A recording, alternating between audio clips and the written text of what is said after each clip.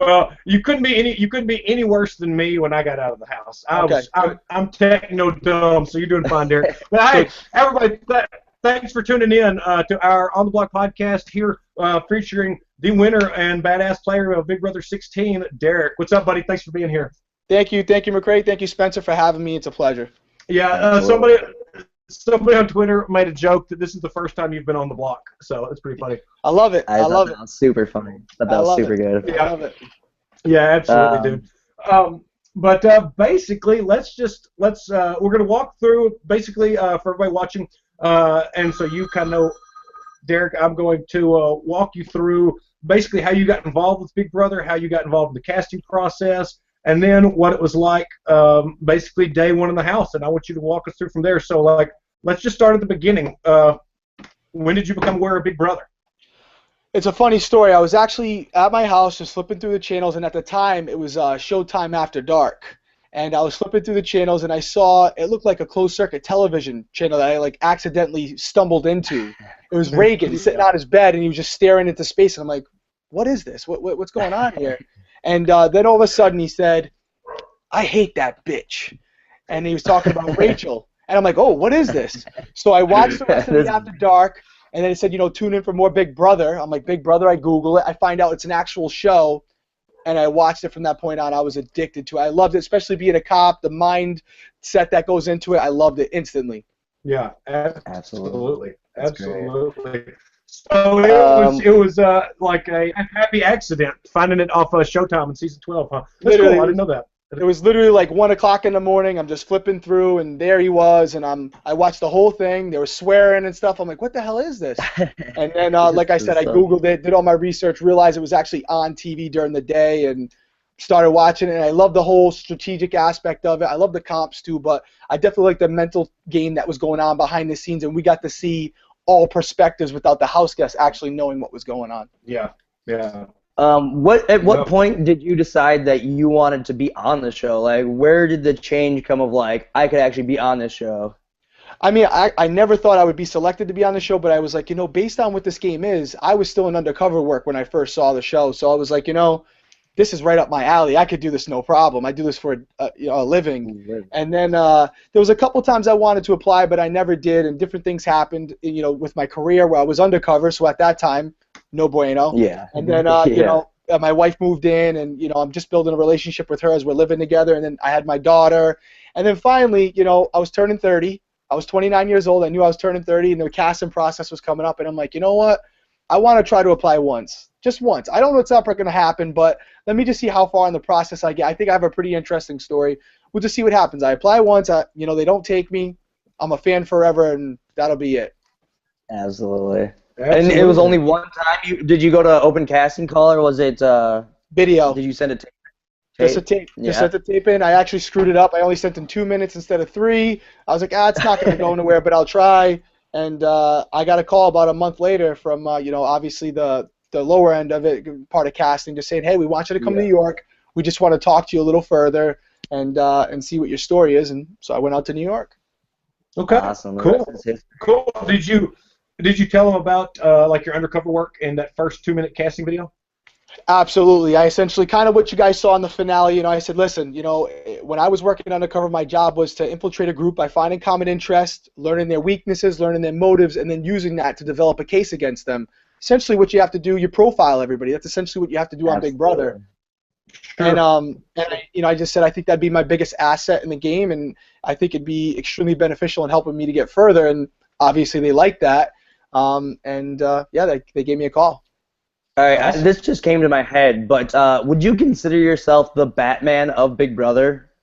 The Batman of Big Brother? Yeah. Sure, why not? The guy The that's got best the detective secret. ever. Best Yeah. detective ever. Yeah, I don't know. I mean, it was cool. I was glad I got to play the game that I wanted to play going in. I didn't have to change it up too much. Obviously, you guys saw I changed my appearance coming in because I seen how young the cast was, and I realized I looked like the dad. So I was like, you know what? I got to go back to my undercover days. Threw on the beard, the beanie, the glasses, the whole nine. Lost some weight, did the whole thing because I was like, I need to be more approachable, and I Yeah. felt like that was a good way of doing it. No, absolutely. Absolutely. It was very good.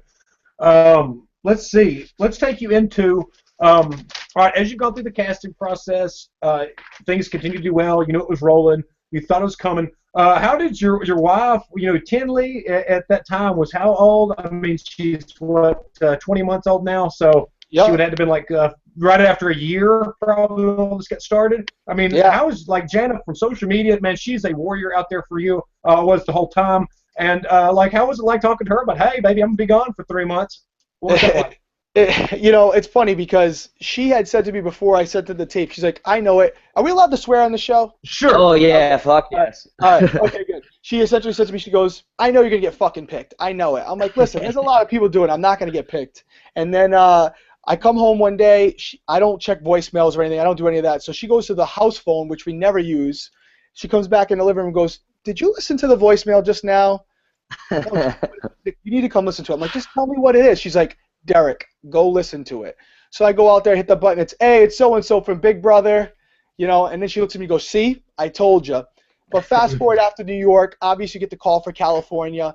At that point, she's like, they're going to take you. They're going to take you. So we started to have the talk, and at that point it was like, hey, listen, if you're going to do this, this is a one-time deal. I want you to give your full dedication. You better win that money. And I said, yeah, if I get picked, I'll do it. And then right before I was about to leave, 2 days before, Tenley had been having a problem with her ears. She had tubes put in her ears. And we thought it was going well, but then it took a turn for the worse where it wasn't draining properly. So they told us that she was probably going to have surgery. So I actually called casting, and you probably know the names I'm talking about, and people at CBS, and said, I can't come. And they were like, no problem, we understand. I hung up. Robin Cass calls me a couple hours later. We have a long talk. She lets me know, listen, if you don't go, you're going to regret this. I promise you. And my wife was in on the conversation. She was overhearing everything. We got off the phone, and she said, listen, you got to do this. You got to do this. She'll be fine. It's a minor surgery. It's not nothing major. It's a common surgery. If something goes bad, I'll let them know. You can come home. But you got to go. And she was with it, man. She was with it. She had a feeling all along. Honestly, I know it sounds cliche, but she's like, I really think you could win this. She knows me better than anybody, and she's like, based on what I've seen about the game, this is up your alley. So yeah, she was supportive, and I think I needed that in order to go in there and realize that I wasn't going to be able to be the person that I am for 90-something days, because in order to win it, I was going to have to do that, and I needed her support internally in order to be able to know I was going to be able to do it. Absolutely, man. Family support is so important. Absolutely. Yes. Not just because of all the new craziness that flows into your life from Big Brother, but just to being away from home that long and all that kind of stuff. So, but no, Janet I'm glad I didn't know that backstory, but I could tell from social media that she was definitely a warrior out there fighting for you. So yeah, she's amazing. She's doing the T-shirts. She's amazing. She's amazing. Yeah, she's killing it. Yeah. There you go. I love it. There you go. Hell yeah.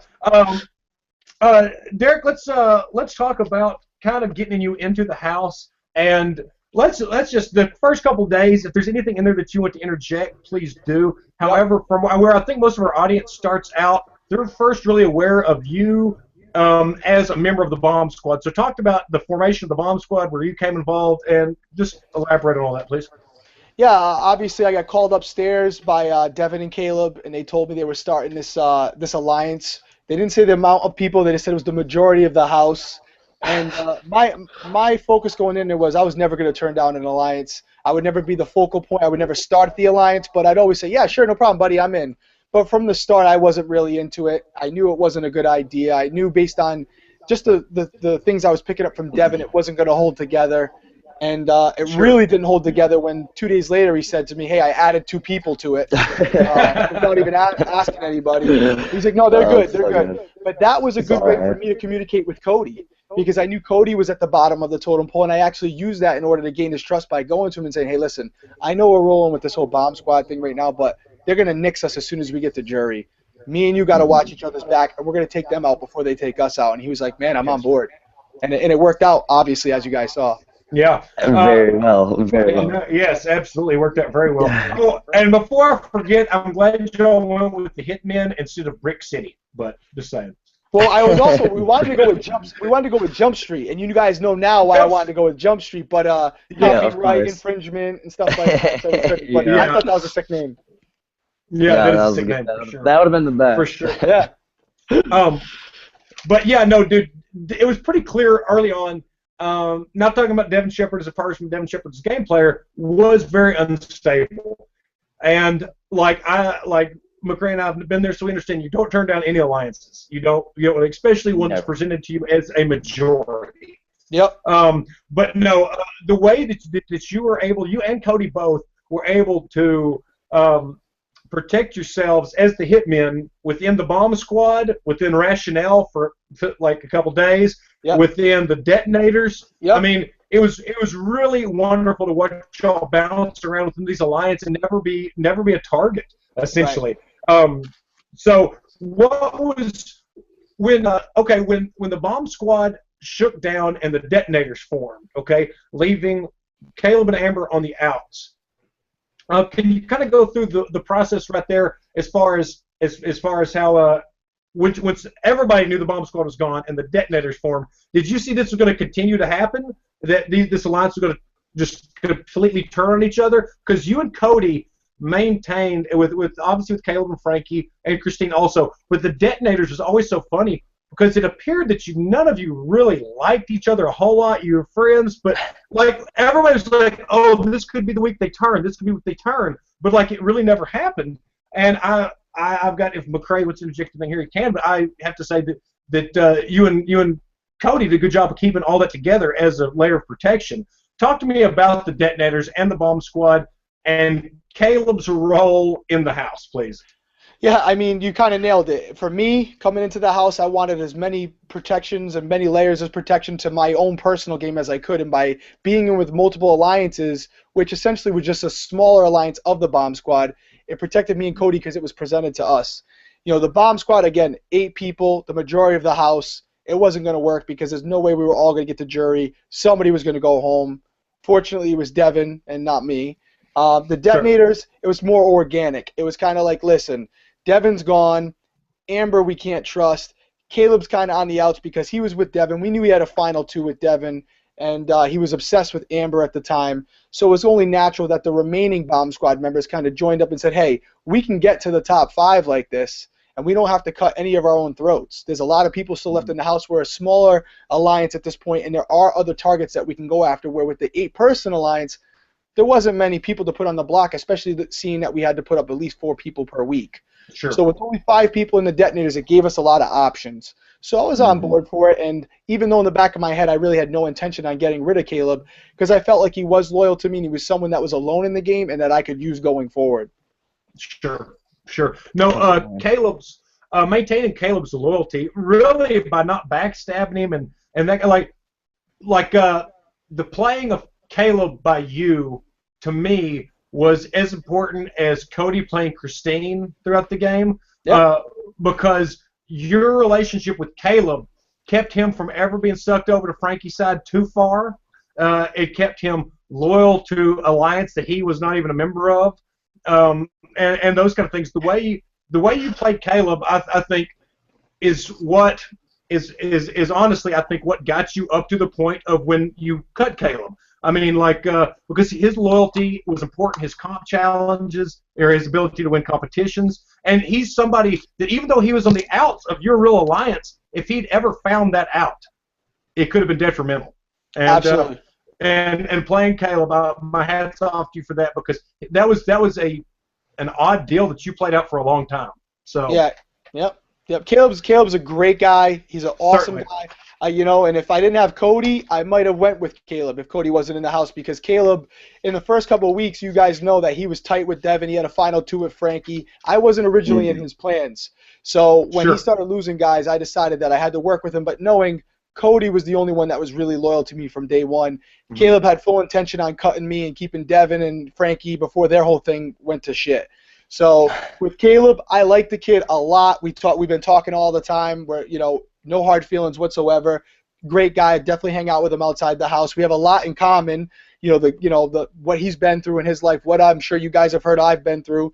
So we have a lot more in common than he knew. And he was great. He was a great competitor. He was a loyal guy. If somebody said something about me, he didn't know how to lie. So he would always let you know. And I really did like him. He was funny. When Amber left, he was even more entertaining. He really started being himself. Yeah, The duty he chops. turned it up. It seemed like, yeah, oh, that was Awesome. the best. He He was turned it awesome. up as soon as, yeah, he seemed awesome. I loved him just for Yeah. that entertainment value. He was Yeah. a really fun character to watch. Awesome No, yeah. guy. Awesome guy. All the way around. All right, should we just Yeah. go Yeah, start going after- through people in Let's, the house? yeah. Actually, I've got a couple of questions I want to ask, some fan questions, and then if that parlays into more talk, whatever, Yeah. we'll just let the answers roll. Jenny Doss off Instagram wants to know, have you rewatched anything that you're surprised to learn, any secret that's kept from you? And kind of a two-part question, and I think this is a good one. Were you surprised to find out that Joey was the original first member of Team America? To answer that part, yes, because there was a joke going in the house about Hayden who said, hey, listen, before Joey got evicted, she came to me and told me she was America's player. And we're like, yeah, okay, America's player after the first week. No, wait, but she wasn't lying. She actually was. No, yeah, I saw the Yeah, conversation. that- I saw the conversation. It was Yeah. hilarious. So she really Yeah. was. She wasn't Crazy. lying. And she had said to him, I'm America's player, but it doesn't kick in till like next week. And that was all true. So that was pretty cool. Yeah. That was really the only secret that I didn't know. I've only watched the beginning of the first episode because I wanted to see the intro to the show because I knew it was completely different this year. And Yeah. I actually watched the True Jurors fan. Roundtable. I watched the Jurors Roundtable because somebody told me there were some things that were said that I thought I'd find funny, and as far as Donnie and Jocasta and their opinions of me. So I checked that out quick. But other than that, I basically knew what they were saying about me. They all found out exactly what I actually did as soon as they got to the jury house. Yeah. What did you think of Jocasta saying the whole praying with you and her bitterness? What did you think about that? I was taken back by it because I don't really know if you can fake pray. Obviously, when we prayed as the feature store, she was great. I loved Jocasta. She grounded me. I had told her right from the start I was not a religious man, and I felt like it would be a good thing to build a bond with her, but also to cleanse myself at the end of the day. And I told her that from the beginning. And we would talk about my family. We would talk about her family. We would talk about God in general. And it exposed me to a side of things that I don't see in my everyday life. And in addition to that, when my grandfather passed away, she was even more of a support system for me. I think what she was referring to was the fact that when she left, I wasn't in the beehive room praying by myself. And, that's not what I do in my everyday life. I do go to church. I do that, but that's just not what I do. Was I still praying? Absolutely. Every night I'd be in bed in the feature saw. I'd put my blanket over my head. I'd study. I'd say a prayer. I'd speak to my wife. Was I out in the open about it like she is as much, spreading the word of God? No. But I also think she felt a little bitter about the fact of how she went home, and that was kind of her way of making a dig towards me, which I respect. She wanted the money just as bad as I did, and I don't blame her for being mad. I wish she wouldn't have been as bitter. If she ever contacted me, I'd be open to it, but the fake praying thing, I didn't really get it.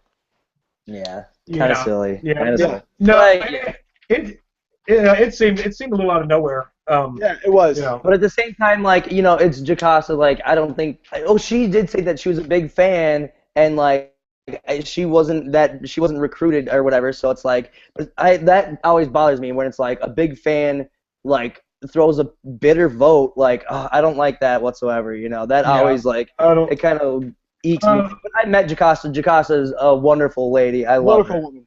Yeah. But yeah, it did surprise me because I knew the game that I had played, and I thought the jurors knew too. Yeah. And I had a feeling the way their votes were going to go. I didn't think I had Jacasta's because of the reaction I got to her on the jury buyback competition. I tried to talk to her. She really didn't want to talk to me. But to be honest with you, as naive as it is, I knew Donnie was trying to get me out the whole game, but I thought because he thought I was the best player in the house, so I thought I would have his vote, especially with TA.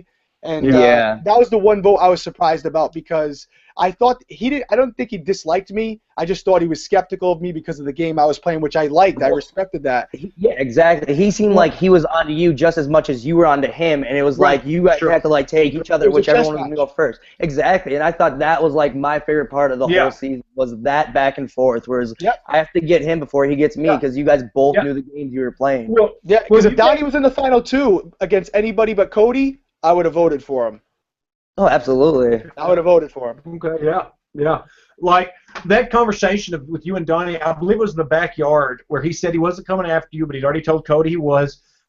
There's a point in the game, and you understand this, that you have to maintain plausible deniability. You know, Right. you got to say, this son of a bitch doesn't know for a fact, so I'm never going to clue him in. I'm just going to deny. But there's also a point in the game where you've got to realize that people might be trying to work with you if you're alone, and you got nothing to lose by being truthful. So Donnie, we can all talk for days about the lack of Donnie's social game, but in that scene right there, I do think that he would have gotten farther if he would have. He could have been like, "Hey, dude, I know you're playing a good game, but let me play it with you. Not you're playing a good game. I'm trying to play against you." And that's pretty much what Donnie was saying to you. So talk more. I want to go through here and talk about your different relationships with the house guests, because basically you talk about as an undercover cop, you build these relationships, you find common ground. So we're going to go through here, and let's just start with Donnie.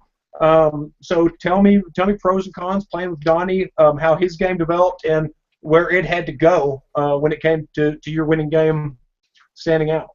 I mean, Donnie, I think, was one of the best players in the house, hands down. He didn't really buy me from the beginning. He didn't buy the fast talking that I was doing, and I could sense it from the beginning. Heart of a lion. You guys saw him in the competitions. The guy's a beast. Excuse me. And, you know, I did want to work with him.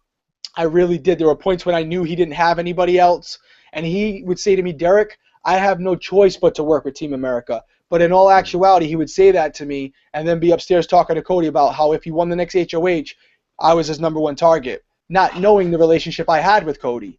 So I would go to him in the hope of him opening up to me to say, hey, you got me. I was coming after you, but clearly it's not going to work. Let's flip this house, Derrick. Let's me and you work together. Let's get to the end. But he never wanted to open up to me. He never trusted me. He said it on numerous interviews. He didn't want to work with me. And we did as many Team America missions as we could before I realized I'm not here for him. I'm here for my family, and he's got to go. And because he could win an HOH and send me packing, no doubt about it. Absolutely. And he very well would have. Had he won HOH, you would have been in trouble. 100%. I believe that 100%. And I almost jeopardized my team by keeping him as long as I did, because if in the other week where Nicole went home first, you know, before the buyback, I could have flipped the votes and had him go home over Nicole. And he didn't have one vote against him that time. Nicole went home. I believe it was on what was it, 4-0?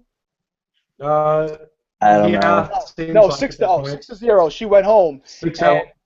And that was because me and Frankie campaigned for him. And, you know, it didn't work in my favor, but I was trying to be loyal to the TA thing, thinking he would have nobody else. He would have to come to us and work with us, but that wasn't the case. So would you say, I know you said you liked Donnie, and you said you would have voted for him in the final two against anybody other than Cody, and he would have deserved your vote if he'd made it that far. 100%. But, so are you saying that, like, the deal with you and Donnie were early on kind of personality conflicts, and TA was the only thing that kept y'all even civilly working together for a while? I mean, is that what I'm hearing? Yeah, absolutely. If you ask my wife, and she'll tell you, before we came to the house, I know this is part of production, but I had actually seen him in the finals. And there was something about him that I was like, if I get in the house and that bearded dude's in there, I'm working with him. I just liked him. I just got a vibe about him. And when we got in the house, I saw immediately the game he was playing. It was the naive, I'm just a reality fan. I don't know what's going on in this house. I'm just a Southern guy who sits outside and chews dip all day long. And I knew that wasn't the case. He was very intelligent, very methodical, and I wasn't buying it as much as he wasn't buying my story. So when the TV thing happened, I realized I was going to have to work with him, but it wouldn't have been my top choice if it wasn't for Team America, because I knew initially that we were not going to be a team in this game. Sure. And, but, you know, we did well in the missions, but other than that, it was more oil and water. Well, I would definitely say that your team, being on Team America with Donnie, bridged a lot of gaps that I don't know if you could socially bridge, because honestly you weren't able to with Donnie ever. You know what I'm saying? So with Team America, that was awesome to have something that like forged y'all together for as long as it did until you were able to cut him. Right. So let's talk about like pre-jury. I want to mention Joey and Alex right quick. That was crazy as hell. Yeah. the Alex dressed up like Alex. As a fan of the show, when you were watching Joey run around doing that, what was your gut reaction?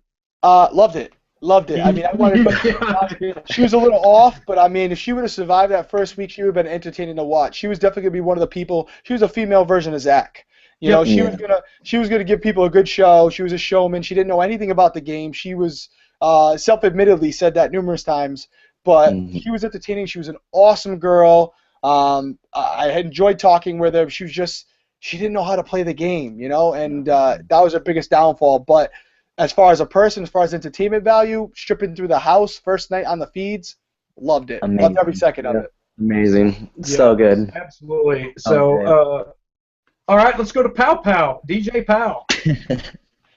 Tell us about DJ Pow Pow, please. Pow Pow, again, somebody who I thought was going to probably come in the game and she was going to kill it. Didn't really know that much about the game. She didn't like to lose, that's for sure. We played chess a couple times and she'd be boom in your face, you know, but she couldn't compete. She wasn't a good competitor, and she tried to rely on the whole I suck at comps, I'm not going to win anything, you guys should keep me here. Her biggest detriment in the game was throwing that comp and having to get out. The BB Rager, you know, when she threw that and Devin threw her under the bus, that was end game for her, because everyone's like, you know what, if she's willing to do that this early in the game for Devin, she's got to go. And that, there was no change in anybody's mind. Yeah, no, absolutely. After that, like, sat and watching, I felt a little sick for Pow Pow that she'd gotten in that position. But it's one of those, you don't know the game, shit like that's going to happen to you. Yep, too early. If you're throwing comps, you got to be the only one knowing you're throwing them. Yeah, exactly. Hey, let me talk to you about that. That's a question I got from a couple people, so I don't have a name to attach it to. But what comps did you throw, and which ones did you win on purpose? And this is kind of like a three-part question, but it's all competition related. When you won your first HOH, I know you've been talking about missing home, and that was a crapshoot. You golf balled it into like the 28, and it was between the 2, the 6, and the 8, I think. So it could have gone anyway. Were you throwing it to the short side, or were you honestly trying to win that comp? Trying to throw it. I was trying to throw it. I thought so. I was like, there's no fucking way that he misses his family bad enough week 3 or 4, whatever it was, that he's going to expose his game to do this. So no, I thought so. Yeah. Yeah, okay. I wanted to throw. I punched it off the wall. It went in. I had to play it up like I wanted it, but I had no intention on winning that competition. As far as the ones I threw, I'd have to run through them. I mean, obviously, the first one was the spit. I stayed up there long enough to make sure I was a competitor. I was going to beat Hayden or Caleb on my best day. So I came down after showing that I could compete, but I wasn't the best. You got to run through them for me. If you run through them, I can tell you. I mean, if you know them, if you have them somewhere. But I can tell you the ones I did throw. I definitely threw the TNT comp. That one stood out to me. I threw that one. I actually held up the right wire before I threw it. Oh, yeah. Then I held up the wrong one and I cut it. I threw the detective, the web one. I threw that one. There was a bunch. I got to be honest with you. There was a bunch I threw. If you noticed, I won in week 3. I didn't want to. In week 5, I could have won. I put my hands in my pockets and let Frankie win it. That was not only strategic, that was the right thing to do. But I definitely threw that one. I didn't want to win that one. I had already won in week 3. I didn't want to go win in week 5. Yeah. And then after the last 8 HOHs of the season, I won 3 of them. And that was intentional because I knew at that point with the amount of people that were left, I had to win. And from that point, the only one I really threw was that last web POV because I had already won the HOH, and I wanted Cody to be the one to send Caleb home, not me. Yeah. Sure, super smart. Super damn smart. Yeah. I bounce around to a couple different ideas, but everything kind of comes back around. As far as you throwing, I know you put your hands in your pockets to throw that competition to Frankie because he just found out that his grandfather passed away. Okay. I would like to ask you a few things. For one, my sympathies for you losing your grandfather during the season also. Absolutely. But with that being said, how do you feel about outside information? Do you think did the word of your grandfather's loss give you any additional motivation? Do you think you wished you had known? Did it create another layer of emotional turmoil in your mind? Do you wish you hadn't found out till you got out of the house? Or is somebody that received outside information of that nature, the kind of information everybody fears going in, how do you feel about it after now receiving it? Would you rather not know? Are you glad you knew? Tell me about that, please. Through my life, I've been in a lot of situations, a lot of turmoil, a lot of adversities that I've had to face. So I was glad I knew. If they had told me to come home, frankly, I would have. But they didn't. They gave me words of encouragement. They told me he had been watching. He wanted me to stay. As far as motivation, I'd be lying if I said it did because I had all the motivation I needed. I was missing my wife and daughter. They're the ones I'm the closest to. They were the only reason I was there. I was trying to change their lives. So I was already at the top level I could be at. You guys saw how focused I was the entire time, because every time I lost track, I didn't drink the entire time I was in there. I had one beer. I shotgunned a beer. That was it the entire time, because I never wanted to be off my game. It wasn't a summer party for me. I was there to play. I was there to win. But, yeah, no, it didn't give me any more emotion. I didn't use it as a strategy. It was just something that happened. It was unfortunate. They allowed me to do a video and send it to my family. And after that night, I got my tears out, said my prayers at the eulogy with Jocasta and Frankie. And at that point, it went to the back of the memory bank. And since then, I've spoken with my grandmother and my father and gave them condolences in person, and that's the end of it. Okay. Okay. Well, good to hear. I'm glad that you're handling that information well. You'd never know how you'd handle that kind of information, being in that type of. It's a manufactured environment. The emotions are so high. There's so much at stake, and I'm against outside information. And the only reason is because I don't want, like Derrick, if you'd have left, it would have been tragic. To the game of Big Brother, understanding your family is more important overall than the game of Big Brother. But no, as someone that received outside information, you're able to process that and handle it well. I just wanted to get your 2 cents on how you felt about outside information, because that kind of became like a little bit of a topic during the show, because basically with Frankie's grandfather passing, like it seemed to be very they were ready for it. Does that make sense? Yes. And it's a way to get Ariana involved, and I know you've heard some of all these things. But your situation was completely different. I'm glad that you didn't remove yourself from the game over it. Me too. Just side note. Yeah, side note. Side note. Hey, let's talk. Wait. I got a good question. Wait. All right. I just want to ask this. All right. Have you looked at Hamster Watch at all? Have you read any Hamster Watch since you've been back? I read my last obituary just now, and I loved it. Obviously, she gave me a great write-up. I loved it. I love Hamster Watch. You guys heard me. I fucking love that site. Of course. Have you talked to her at all?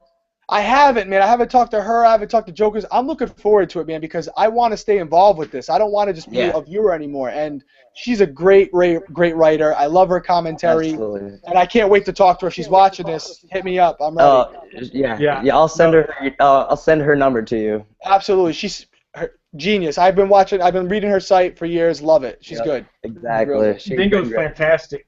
Yeah. Adam Pock from BB13 wanted me to ask you where you got the idea to shout out Hamster Watch and Joker's updates all the time. Let me guess. From him. All from him. And I threw out Jokers in there because I like both of them. He threw out Hamster Watch all the time. But absolutely got it from him. Adam, I copied you, buddy. I loved it. I wanted to let him know that I was a fellow hamster. I did like the Joker sites, because not everyone who comes in this house does know about these sites. You guys saw it. Nobody did. And I kind of educated Caleb halfway through the season. What up, Jokers? What up, Hamster Watch? You had no exactly. clue what we were talking about. But it's good because, you know what? When he got out, I think he went and looked at the charts to see where he ranked as far as Jokers are concerned. So that's good, because we're bringing more people that are fans of Big Brother to go to these sites and check it out, because it's a whole different level to the game. Absolutely. It shows it's what we all like about the game, the mental aspect of the strategic. It's not just the campy competitions on the broadcast episodes. There's so much more to it than that. And Dingo does a fantastic job. There's no doubt about that. Yep. Let's talk about the photo in your HOH basket. Yes, let's put that one to rest. Simple, very simple. As you guys know, it was a double evict. When I go in the room, I hadn't seen my wife in a very long time at that point. I saw her on week 3. I was under the understanding I would just keep getting letters from my wife and pictures from my wife, because I hate to say it to any of my other family members, that's the only 2 people I wanted to see. So when I went in there, it was actually a picture of my father, his wife, and Tenley. In addition to the picture not being what I expected, which is why you saw that initial reaction, like a little like, oh man, I thought it was going to be my wife and daughter. The picture, and you guys can vouch for this, it's not a Polaroid. It's a printout off a printer.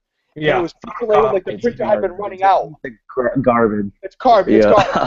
And so I had showed Cody, and I went in there to ask them for either a different picture or that picture in better quality. And they said, we'll put in that request, which they always do. Because it was a double evict, as you guys know, I didn't get another picture. So it looked like I was hiding something. It wasn't a cop photo. They wouldn't do that to me. It wasn't anything I didn't want the other house guests to see. It wasn't something I was ashamed of. That reaction you saw was the disappointment of not seeing my wife's face, because you don't know when you're going to see him again. And then it was also the fact as I got closer to it, like, this picture's shit.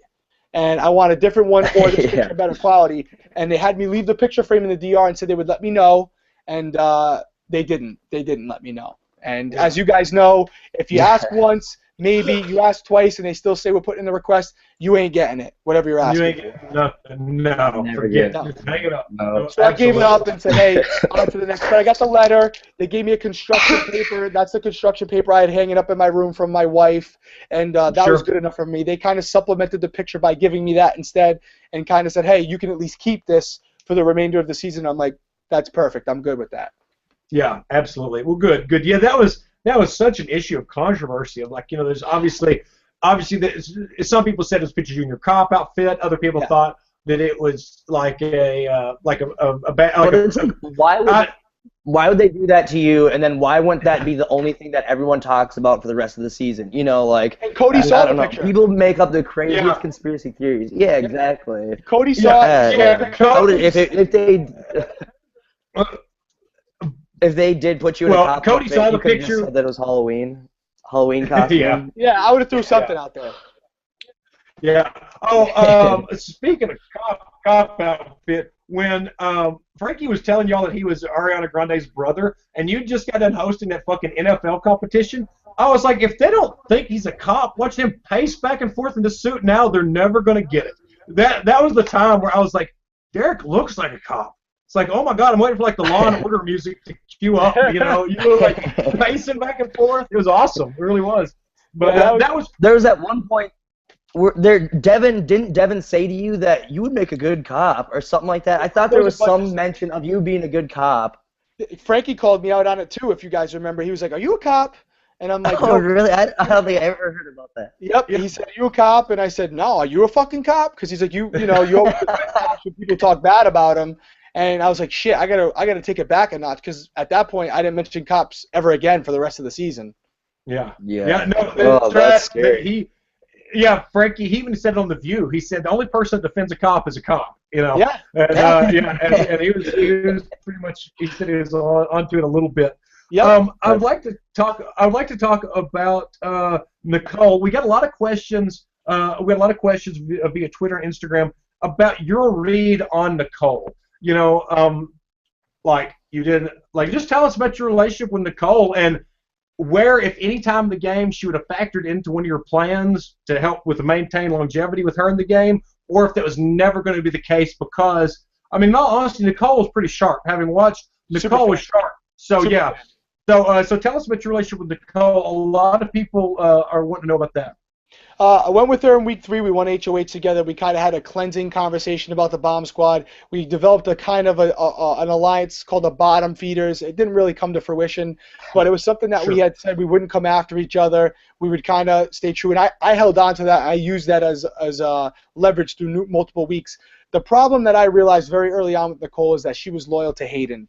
And I loved Hayden, but I knew that if it ever came to a point where she had to choose Hayden over myself, she would choose Hayden. And I never wanted to be the number 2 guy.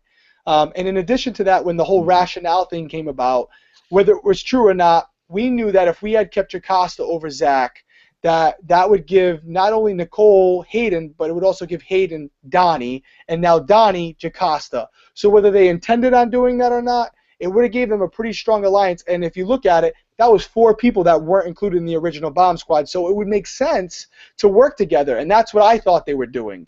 Sure. So I thought Nicole was slow playing me a little bit as far as, I'm not going to get you out right now. I'd never come after you until it was only me, Donnie, Jocasta, and Hayden left. Then when we had the numbers, you would be going home. So I felt that Frankie and Christine were more easy to manipulate as far as the detonators were concerned, and that's when we made the flip. When Nicole came back in the game after the snowman competition, you guys saw me volunteer for Have Not because I won the $5,000. When in all actuality, I knew that Nicole was going to be made a Have Not if she didn't win the HOH. And coming back into the house, she was a little perturbed with me because of the way she went out. I knew I had to reel her back in and befriend her again. And being in a Have Not room alone for a week with just the 2 of us gave me that opportunity, and I think that's why I got her vote and Hayden's vote in the end of the game. That's big time. There are a lot of valuable bonds made in that Have Not room. Like, and when everyone's under that same stress. Yeah, that's so smart. I knew I didn't have her vote. When she came back in the house, she told me, "You burned me, Derrick." And I knew that her and Hayden were a chained vote. So I said, "I'll take half now." I won $5,000. And you guys saw how many great conversations, genuine conversations we had about game. By the end of the week, she was helping me study, and she was telling me, "Hey, listen, you get to that final two, you're gonna win," and that's all I needed to hear. Yeah, hell yeah. Well, then they also showed like her comparing you to Dan Giesling, and they kind of played it up, whereas that was the moment when you realized that you could never work with her. It was a little bit true. It was a little bit true. I was kind of torn between her and Donnie because, frankly, I knew neither one of them had my best interest at heart, and I was kind of torn between it.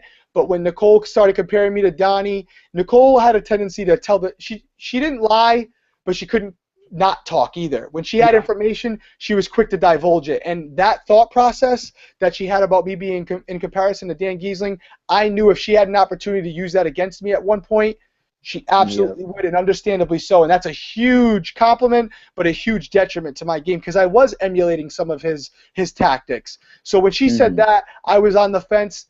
That was what tipped the scale. Okay. Who was the easiest person? I think I know what you're going to say, but who is the easiest person in the house to manipulate?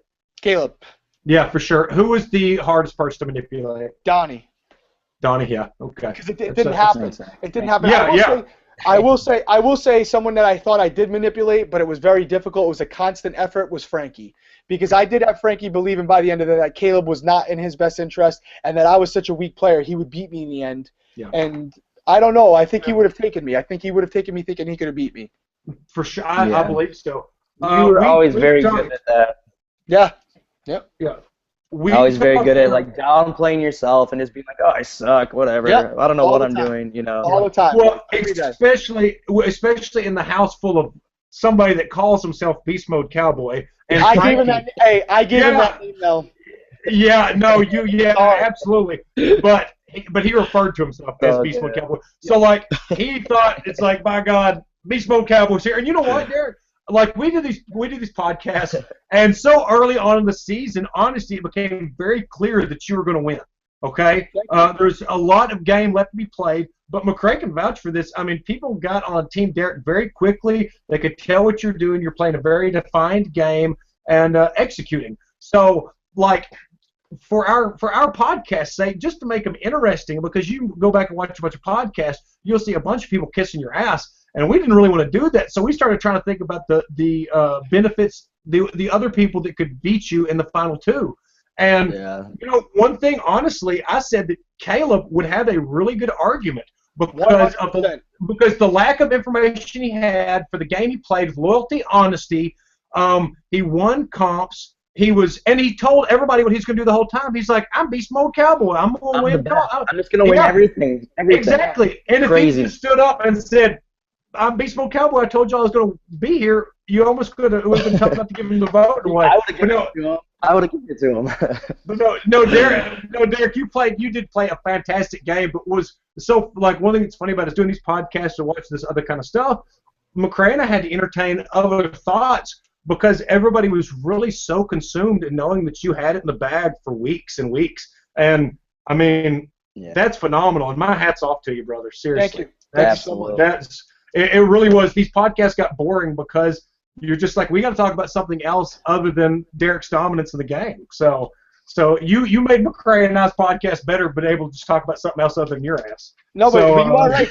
Caleb definitely would have had an argument in there because he was so naive and didn't burn anybody. Mm-hmm. Clearly, Donnie and Jocasta would have gave him their vote, and all he would have needed was three more people, and he would have beat me. And that's why I didn't want him in the final three, because if he happened to win one of those two first parts, and then we all knew the third part was going to be Chance, I think he would have taken me. Yeah. I think I had that secured, but I wasn't here for $50,000. I wanted the $500. So I knew if I lost to anybody, I wanted to lose to Cody because he did play an intricate part in me getting there. He was loyal to me the entire time from day two, and that was really the only person that I would be okay with losing to.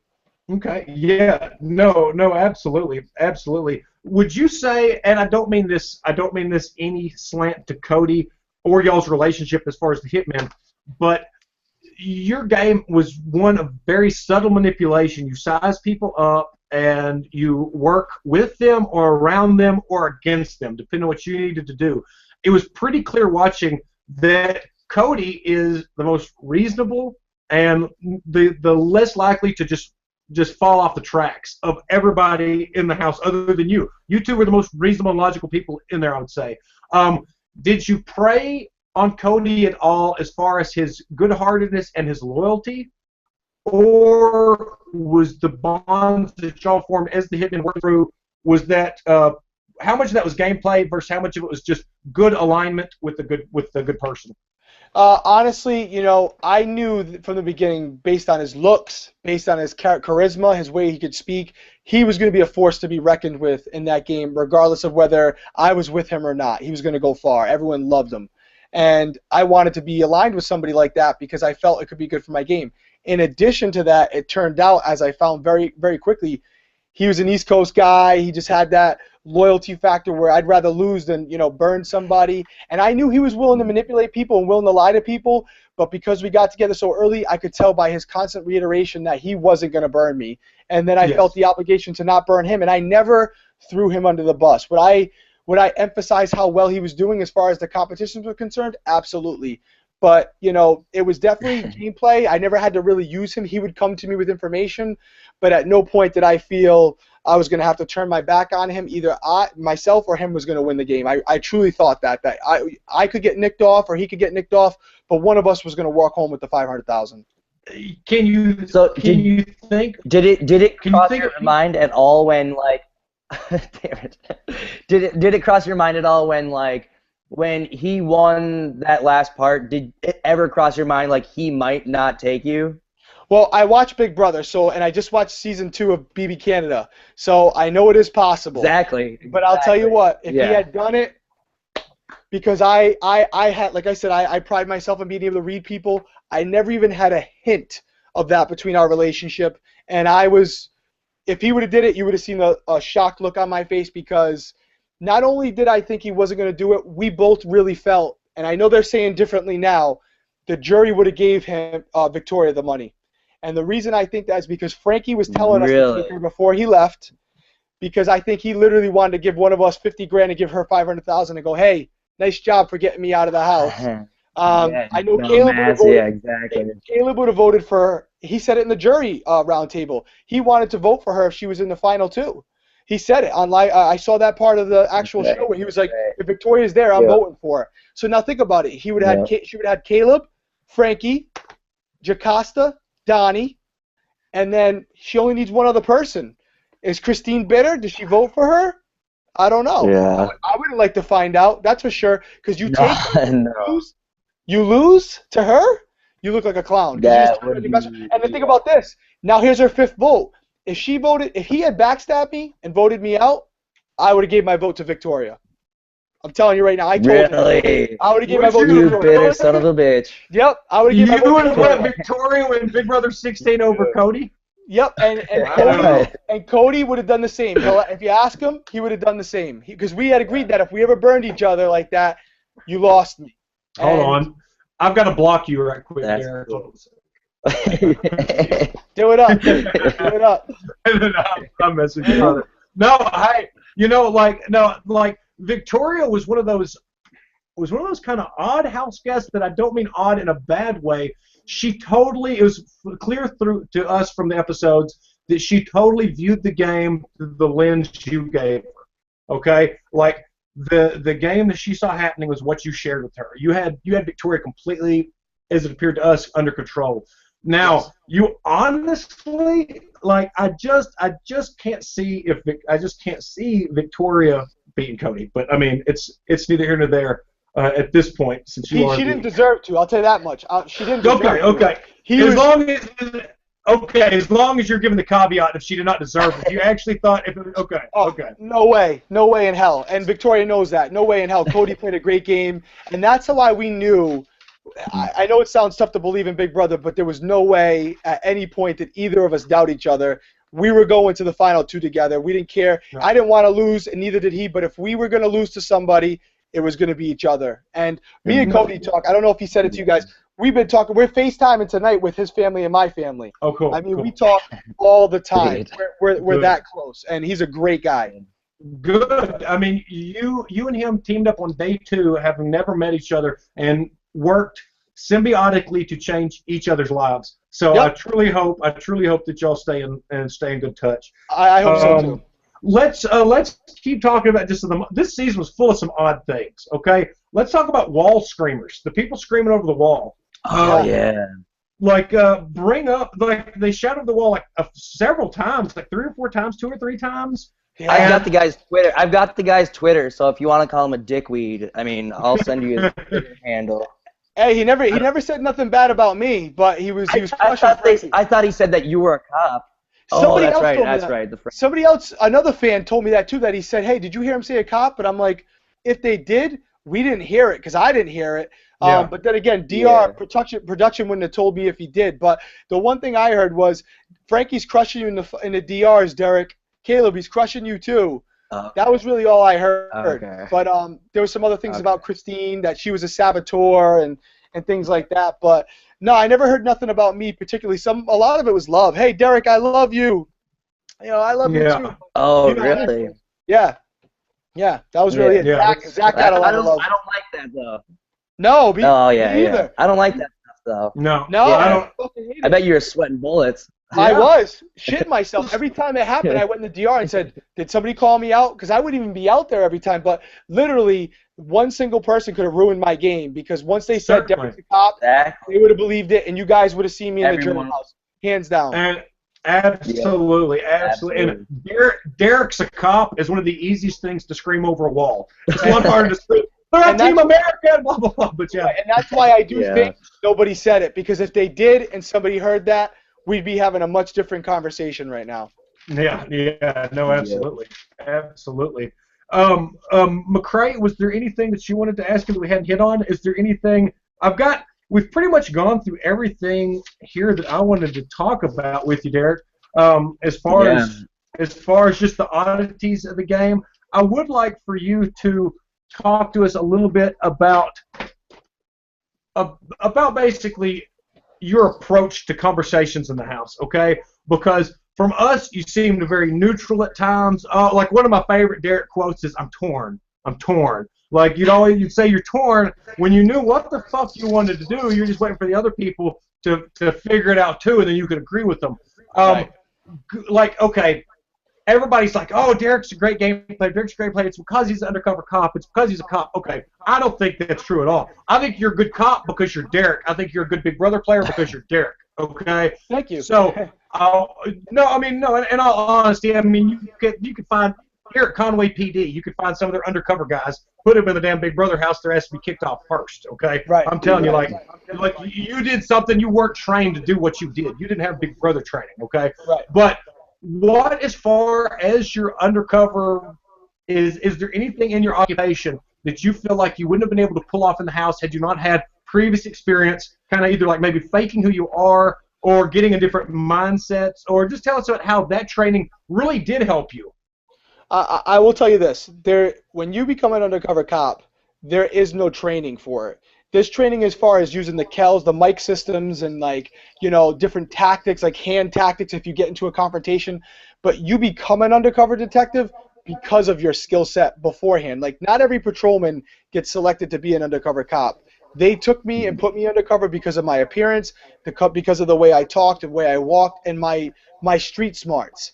So I would agree with you on that sense. As far as honing in on those skills and making them better than they were, by being a cop and being able to use them all the time, it did allow me to be sharp going into the house because it's something I use on a daily basis. I get to talk to people on a daily basis that try to lie to me.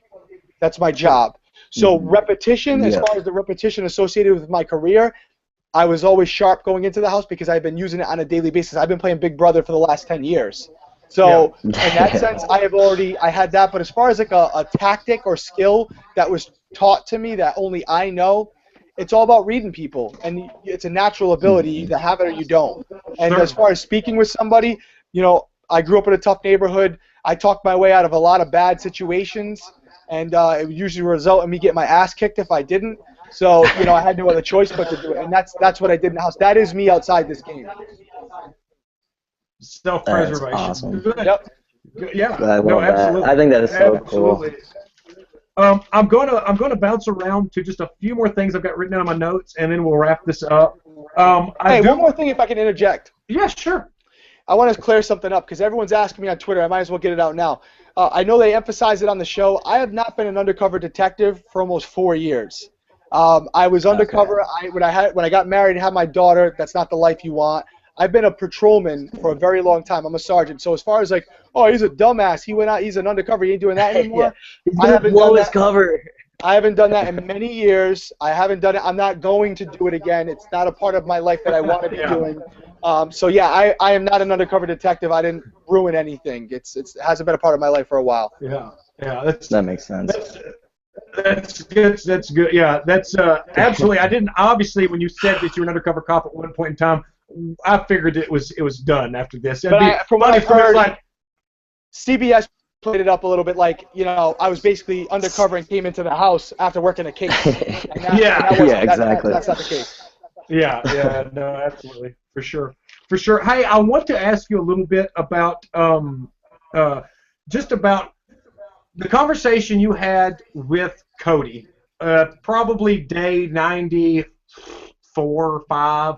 When it was basically y'all were talking about Survivor and how Wu took Tony. Okay? People online are laughing their fucking asses off about that. I personally don't feel like Cody wooed himself. I think that Cody, in his mind, for what he knew, thought that he had a lot in line that it was going to be like a gentleman's duel and you were going to miss it by like 1 vote or 2, and that would be fine. He didn't woo himself, and that's what people want to try to say. But like when you were talking to Cody about that Tony and Wu situation, did you in any way in your mind think that there was going to be like a parallel to that with y'all's season? Could you forecast that in any way?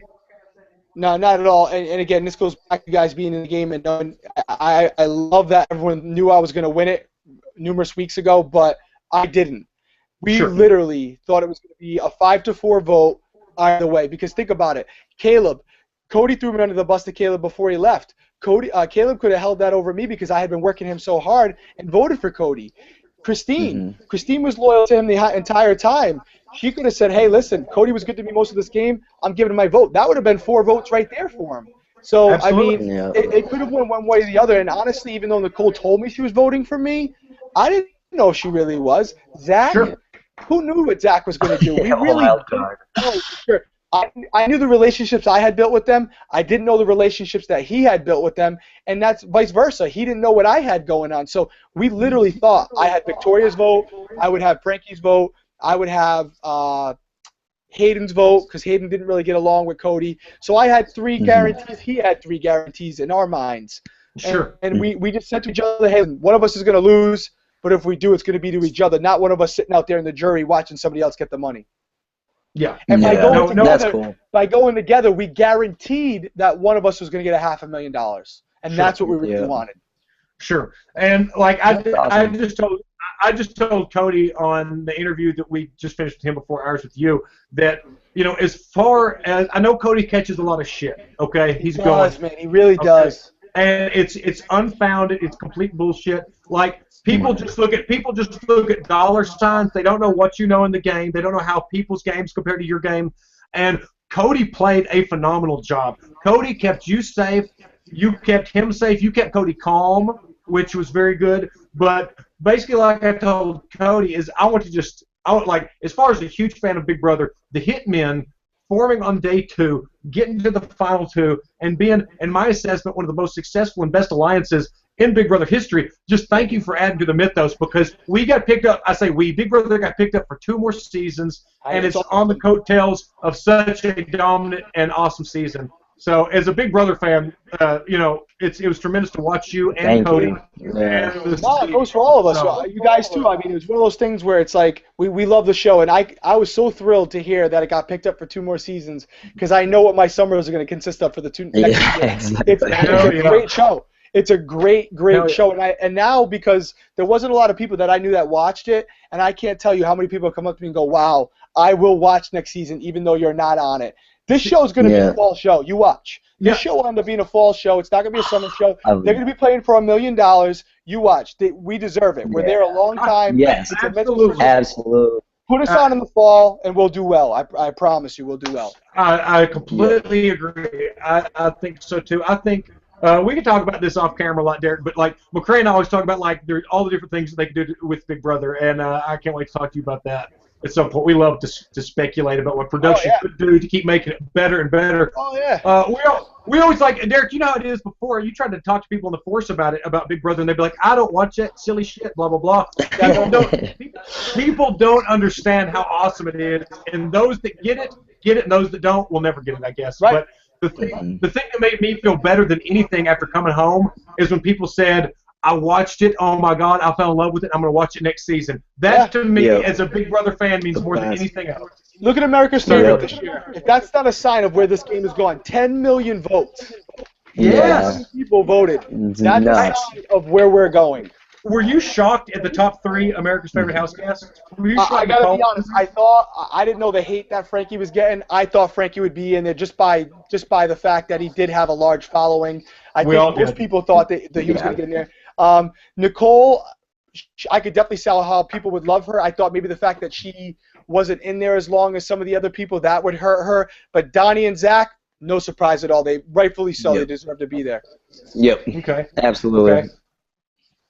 One thing I just want to briefly mention, just to ask about just because it became a kind of a big deal, and I would just like to hear from your point of view, the Cody Christine thing.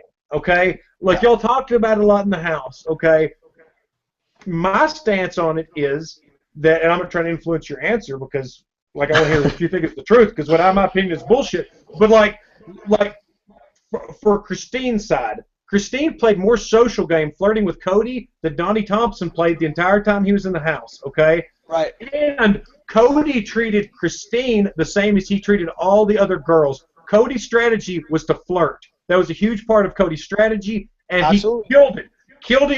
He killed it, bro. Can you imagine coming out and say, I'm going to flirt with all these girls, and it's going to never bite me in the ass? I mean, that You saw him in person. Saw him in person. He's a good-looking man. He's a good-looking. His whole family's just got just wonderful genetics. His dad's handsome. His sister's good-looking brother. Yeah, beautiful family. But absolutely, the Califuries are some handsome folks. But as far as he and Christine, like, I know y'all heard those boos. I feel like they were completely unfounded. I don't think she deserved that whatsoever. In your assessment of being in the house, what was that relationship like? And was there ever a point that the line was crossed any more than playing each other for game purposes? I know I'm going to sound biased on this one because Cody's my man. But Christine was playing a game. She got in close with him. I don't think she ever crossed the line. I don't know how it was portrayed on TV, but if you watch the feeds, yes, there was some hand rubbing and head rubbing. You know, I got to tell you, I'm a married guy too, and I got a little slack for it with Victoria. Sure. Victoria's a 22-year-old girl. I never looked at her that way. When you're in the house, you rub somebody's back or something like that. Exactly. There's nothing sexual going on there. Cody was not going to sleep with Christine. Christine was not going to sleep with Cody. All she did was talk about Tim. All Victoria did was talk about Jana and Tenley to me. It's one of those things where I could have easily got the same thing that they got, and it still would have been unfounded because there was never any intent for them to take it any further. Christine was playing Cody. She was trying to get in with him. She was playing a game, and Cody knew that. And it's unfortunate that she got slack for it. Maybe there's some things that I didn't see. I've heard when I defended Cody that there are some things that I'm going to see that I wasn't aware of. If that's the case, then I don't know. Maybe it was justified. But from what I saw as a married man, I never thought that either one of them really crossed the line. You're in a house for a long period of time. You're lounging around. There's one bed, one huge bed. It just happens, man. But Christine loves her husband. Yeah, no, 100%. And like that, people don't understand that place is kind of like a barnyard. You just lay around, and it's such a stressful situation. Like, there's a lot of like soothing touches that people do to make you just rub your back. Like, it's an odd environment. And no, Derek, I think that Jana, I think that she may have slacked back from some social media when the Victoria and you stuff started kind of becoming more prevalent. Which, like, that just goes to show everybody out there what ridiculous stuff people can dream up to try to throw darts at, basically. Yeah. And, no, Christine and Cody caught a lot of flack, but they were 100%, in my assessment, playing each other. The stuff that people say, I can't think of anything that crossed the line, with the maybe exception of, like, the volume of what happened. But, it was a constant, but you're in the house 24 hours a day. They were doing a lot. That was the thing. I think it was the abundance of how much they were doing it. Certainly. Yeah. But people don't understand 24/7.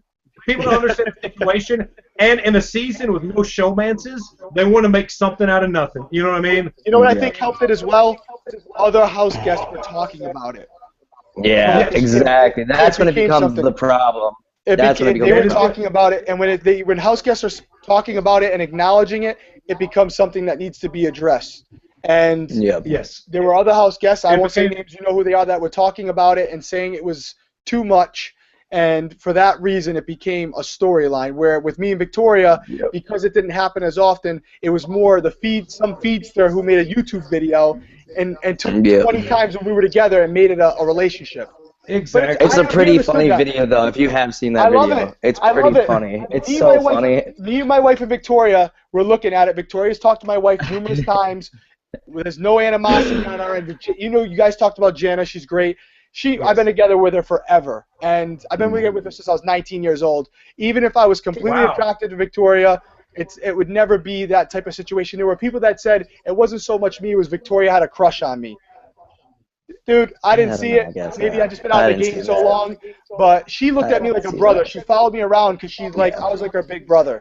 And but you take a couple of clips. Hey, it is what it is. That's Big Brother. You run that risk. It's hilarious. Absolutely. The magic of editing and it's hilarious.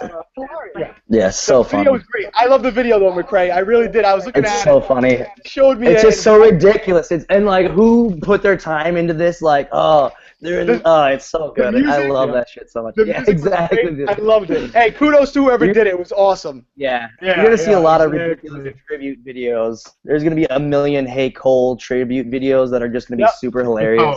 I love all it. Love it. Yeah, and get ready for a flood of Zanky stuff. That's a whole nother thing. That's a whole nother issue. I mean, I never saw it, but if I didn't know any better, I would think literally they had been sleeping with each other the entire season because I never saw it. I never saw it like that. But never. The big thing. The big thing that hurt Zach was when he was spooning. I'd say hurt him, but really made the Zanky stuff flare up. Is he'd spooned Frankie the whole night. We'd get up in the middle of the night to go to the bathroom in the HOH room, and he'd had a wet dream, and it was really obvious. And everybody was like, "Oh my God, Zach and Frankie!" And they're like, "Oh Lord, that didn't help him at all." So, I gotta see that because that's awesome. That's awesome. Yeah. I know it's out there. I know that's also out there. You will see that plenty. You will see that plenty if you look for it. It's out there. But okay, I got one last question for you, Derrick. I want to know who is the best liar in the house and who's the worst liar in the house. Best liar in the house. I mean, I don't know if I might have to say myself. I mean, honestly, I did some. Besides you, who is the hardest person to tell if they were lying to you? I guess that's my question. Okay. Fair enough. I'd give you best liar in the house goes to you. Of course. Yeah, I mean, I definitely bended the truth a lot. I like to call it bending the truth, but yeah. It sounds a little better. Best liar in the house. I would have to say. Maybe Hayden, because I never really picked up on Hayden too much. I don't know. Honestly, I kind of read people pretty well. Nicole, she didn't like to lie, but she would always get very excited when something came up that she didn't want to get out. Cody was pretty forthright. Donnie didn't really lie. He just didn't say anything. Christine was a liar, but she got caught a lot because she was playing both sides, as you guys know. Sure. There really wasn't any great liars in the house, in my opinion. Victoria, she was pretty transparent. Devin, enough said. Caleb didn't lie. Who else? Frankie lied a lot, but everyone was on to him too. Yeah. Who would you guys say was the best liar in the house? Besides you? I would say Caleb. I would say Caleb because he wasn't the best liar, but his lies were the best because they were absolutely crazy. I'm like, I don't know. His lies were just so awesome. Like all the tall tales that he told were so amazing. That's why I would say he's the best liar because his were the best lies.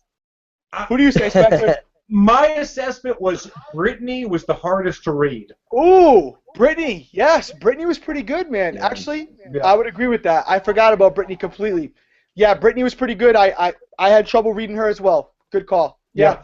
Brittany actually, when you rewatch the season, Brittany had some game. It never got to show. She was very reserved, didn't know what she was doing. But if she'd ever been on the ends with anybody that was listening to her, Brittany was a little bit of a gamer. I mean, she didn't know the game too well. No, not at all. And that was her problem. But she was picking up on it. She knew to manipulate Devin and the parents' bond and all that kind of stuff. Yeah. So, I want to say that Devin has a daughter.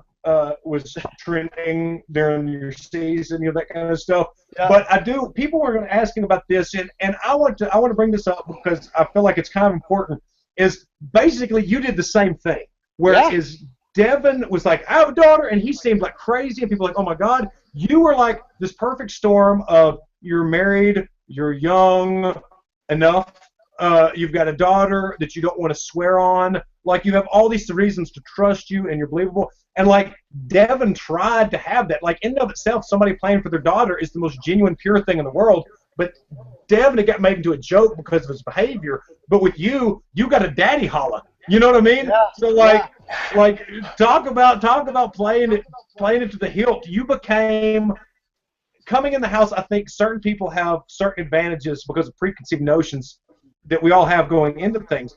But like, you being a married man, a father, like it was just this perfect storm of you can trust me, and everybody did. And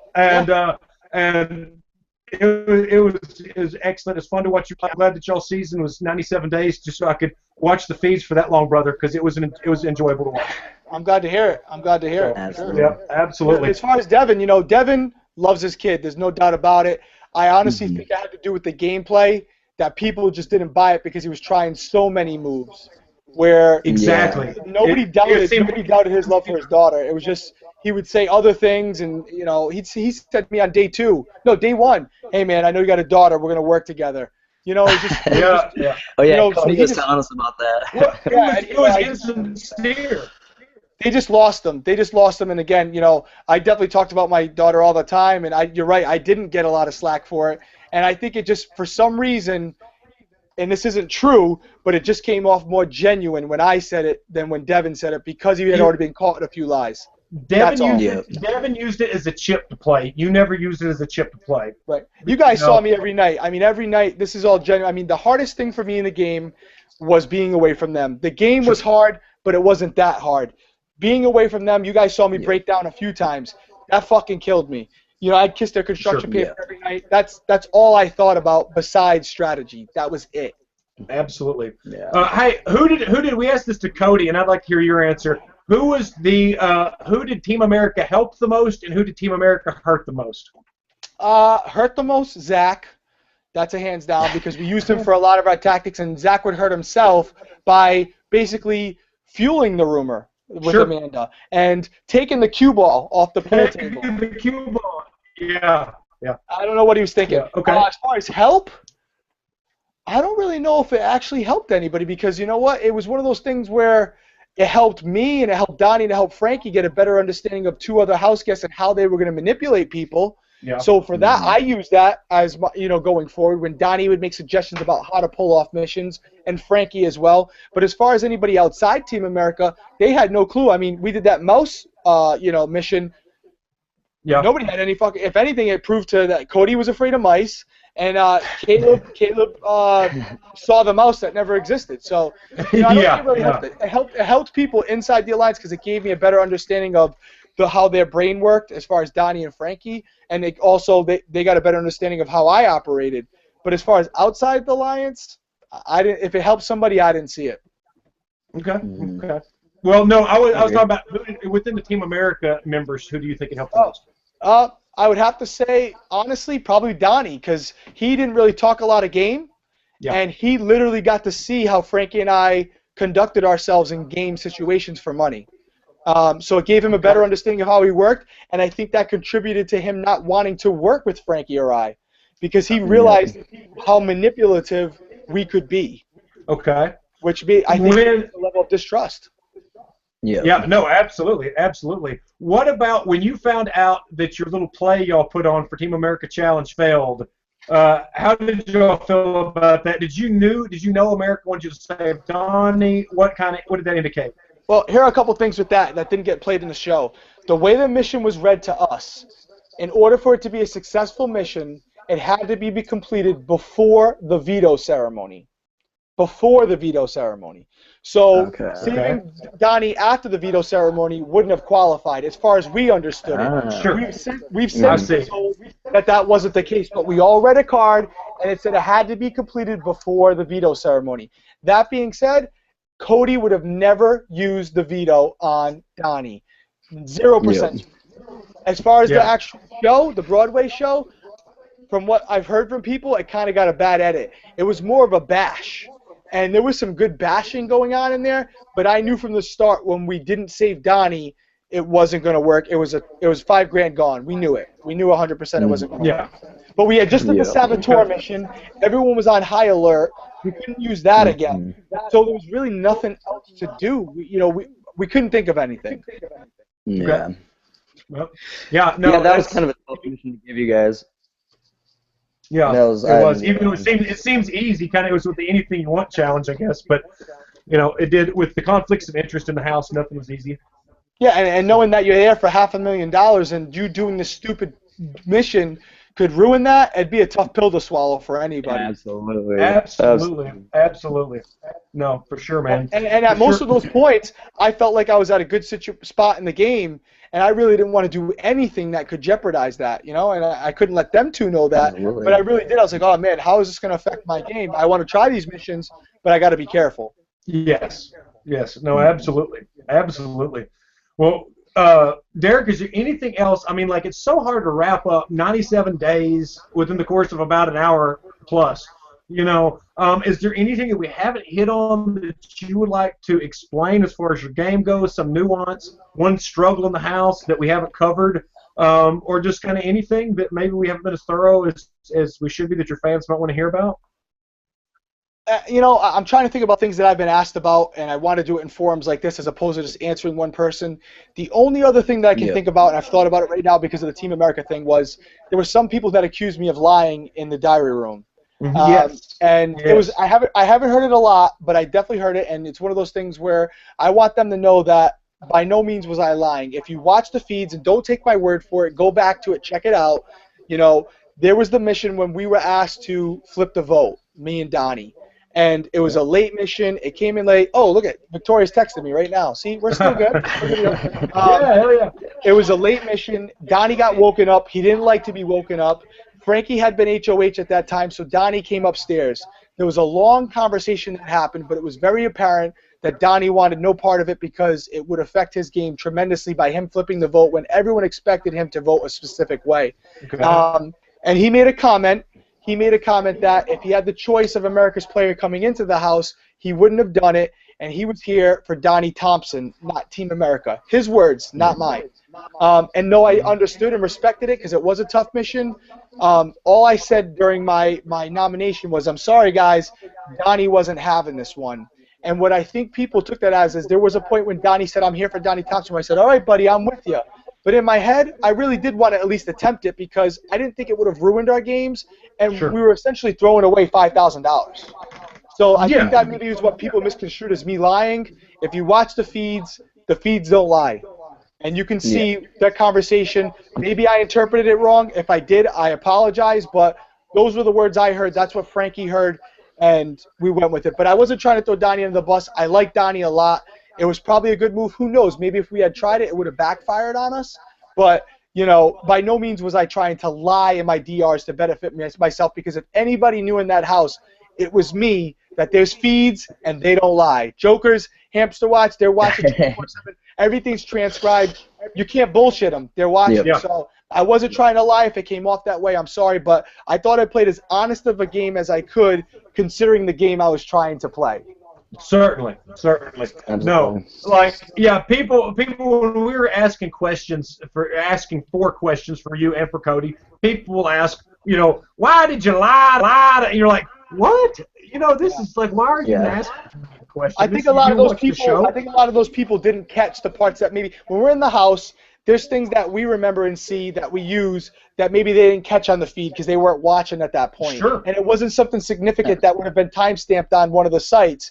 It was something that Yep. a seed that you take and you roll with it. And Exactly. it's understandable. And I would that's be the doing other the thing same is thing. that yeah, I don't know. Just people. I don't know. People think they've seen every single thing that ever happened in that house, and it's like literally like we didn't see everything in the house, and the people outside like the feeds are out there, but even still, there's like times where the feeds go down, and then like you miss like something, like Yep. there's a lot of stuff that I don't know. I just don't get what people need to settle down. That's all there is to it. Yeah, I can't but I stand promise you, I it don't- wasn't a tactic. It wasn't a strategy. You guys saw No, my of strategy. course. I wasn't going into DRs lying to get America's, on my side because I'm not a dumbass. I knew Yeah. they could see the feeds, Yeah. and if I did that, it would have Exactly. came back on me. And I think overall, and you guys have saw, I've had a great response.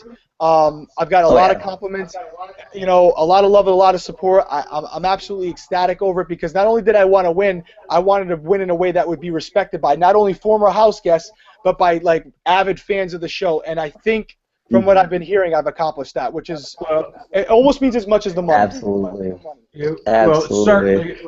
certainly, you should definitely be proud of what you did in the house. I mean, like I said earlier, you and Cody have added to the Big Brother mythos of this phenomenal alliance.